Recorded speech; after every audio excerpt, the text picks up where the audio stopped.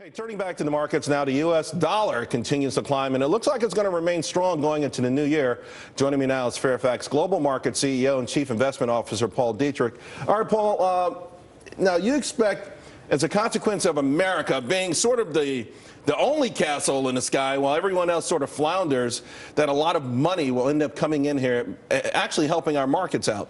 Yeah, I mean, a strong dollar does negatively impact some of our multinationals and exporters, but that's going to be offset by the enormous, and we're already starting to see it, enormous amount of foreign capital moving into the U.S. stock market, which is going to expand valuations and obviously prices in the stock market. The old is basics of the market, right? More buyers than sellers. Exactly. I always love it when people say, why was the market up or why was the market down? More buyers than sellers. We kind of get away from that notion.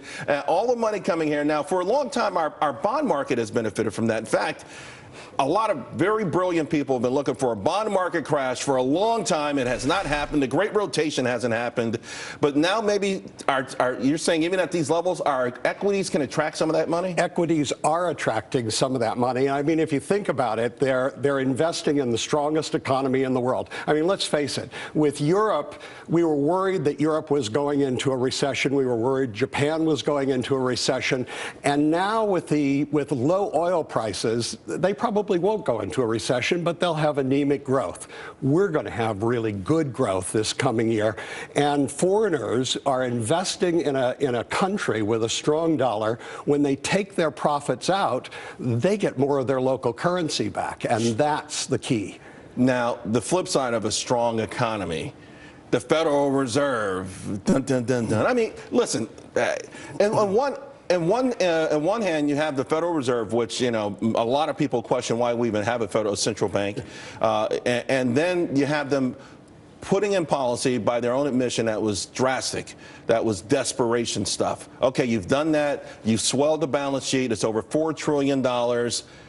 How do you take a pat on the back or a bow for the work that you've done to save the economy, but at the same time keep those extreme emergency measures in place? How do you do those at the same time? Well, there really isn't any pressure to change. I mean, historically, we've tightened, the Federal Reserve has tightened money in order to curb anticipated inflation. There is going to be no inflation this year, especially with the low oil prices. And I believe those prices will. But is that an excuse, though, to continue a policy that even a lot of central bank officials admit is a risky policy? I mean, should they at some point begin to unwind in this better economy some of the risks that they've taken on? Exactly. And they want to put tools back in the toolbox in case. But there are some problems.